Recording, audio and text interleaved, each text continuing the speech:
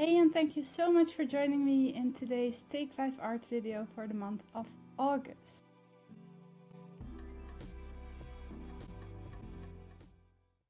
So while I'm preparing my page with a little bit of transparent gesso, I don't know why I chose transparent. I think I wanted to try this one out a little bit more. But while I do that, I will talk to you about the prompts of this month. So the prompts this month were chosen by Miss C Scraps. Thank you, Rhie, for providing these prompts for us this month. And the prompts are: number 1, crosshatch; number 2, texture or texture based; number 3, rainbow colors; number 4, alpha stamps or stickers; and number 5, stencils. And for that last prompt, I decided to go with this geometric kind of stencil that I just recently got and never used before. And I went in with the modeling paste again. That is kind of a texture based, right?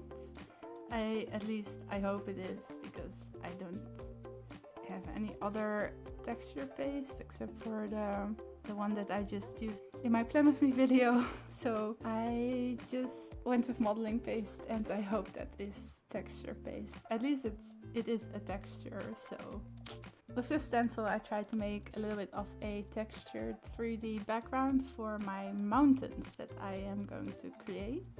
And those mountains I did in watercolor. Here are the colors that I chose. I first did the actual rainbow and then mixed my colors a little bit to get a little bit of a more muted color scheme, because rainbow is not really in my color scheme.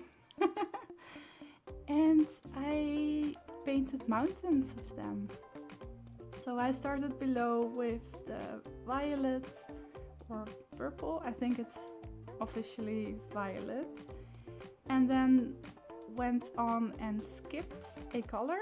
So it's violet, indigo, blue, and I went straight to blue. Well, I mixed my blue with a little bit of green here, but so I skipped the indigo color because then I avoid bleeding. Because if I would have put them directly next to each other, so I went to indigo first, then it probably would have bled and mixed the colors. I make that mistake later on a little bit, but I didn't really mind then, but you will see that I make that mistake.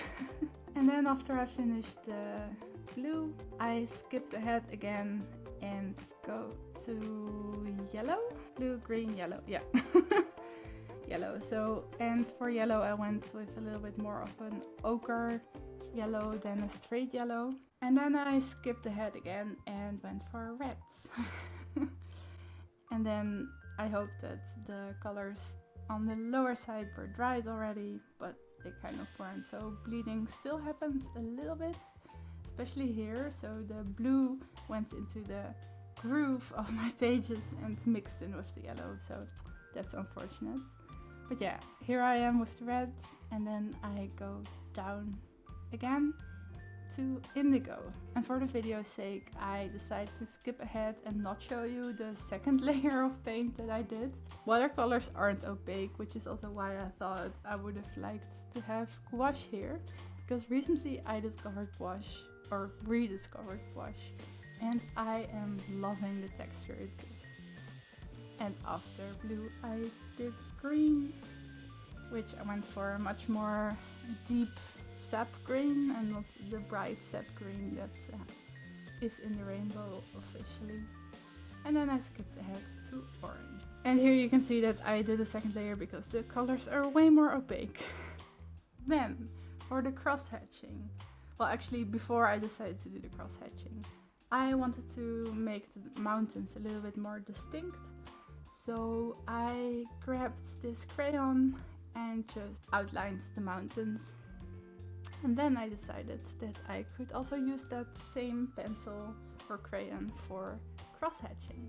If you don't know what cross-hatching is, it's making shadows with crosses. So the more opaque, the more dense your cross-hatching is, the more dark it appears. If that made any sense to you. But yeah, I did that in the bottoms of the row, just to give the mountains that extra dimension that I wanted. And for the last prompt that I still needed to do, I decided to stamp. Made a mistake by starting on top where I did the cross-hatching, so where it was already darker, and decided to erase that, try to erase that. It's still a little bit visible, but oh yeah. And just go below the line. So my quote, I'm stamping a quote below the lines that I did with the crayon. And the quote that I chose is a bit of a mashup. It is several different quotes that Morgan Harper Nichols wrote in her art on her Instagram and on her website. And I just thought the mashup fit my situation quite well, and I just really wanted to use that.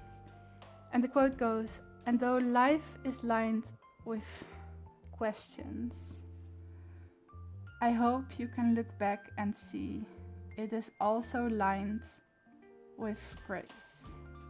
In grace you will continue to grow. You will have room to take things slow.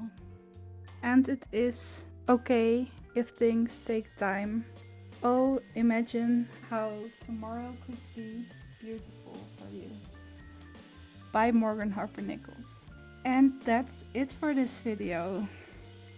I hope you enjoyed it. If you did, don't forget to give it a like.